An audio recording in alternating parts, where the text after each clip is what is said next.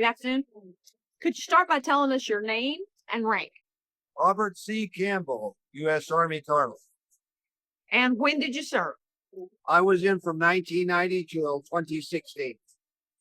And what is your connection to this area? I'm a business owner in Johnson City. I own all about blinds, and I reside in Flagpond, Tennessee. So this is home for me. Okay. How and why did you enter the military? Well, I was in college and I was out of money, and I was in Massachusetts, and they were offering free tuition. I was like, well, yeah, let me try that. Or is going on or anything.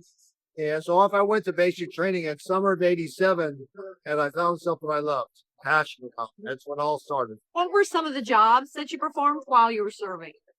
I was an Army commander all the way up from platoon to brigade command. I was an infantry officer, so I was a ranger and paratrooper. And I led soldiers in combat, infantry guy. So did all that infantry stuff, shoot weapons and jumping out of helicopters. Yeah. And what were some of the places that you lived while you were in service? Gosh, we were 5 years in Hawaii, 2 years in Alaska, 2 years in Germany, all over the states, Fort Campbell, Kentucky, Fort Bragg, North Carolina, some wonderful places. I had to get out before the Army caught up with me. When you were away from home, how did you stay in touch with your friends and family? Well, in modern times it was easier because we had the internet, modern technology to help us.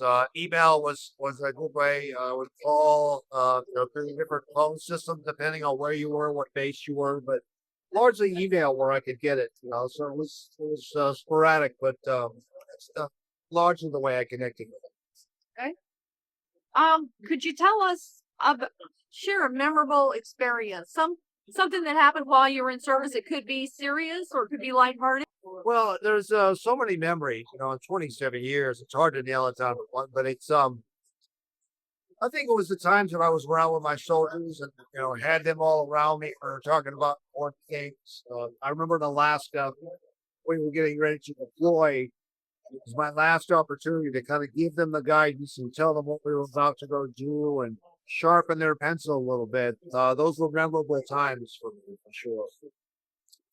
And our last question, what would you like to pass on to the next generation about military service? What message? You need to stay connected to non-veterans. And the military and our civilian society need to come together because after 9/11, we went our separate ways. So we don't know each other.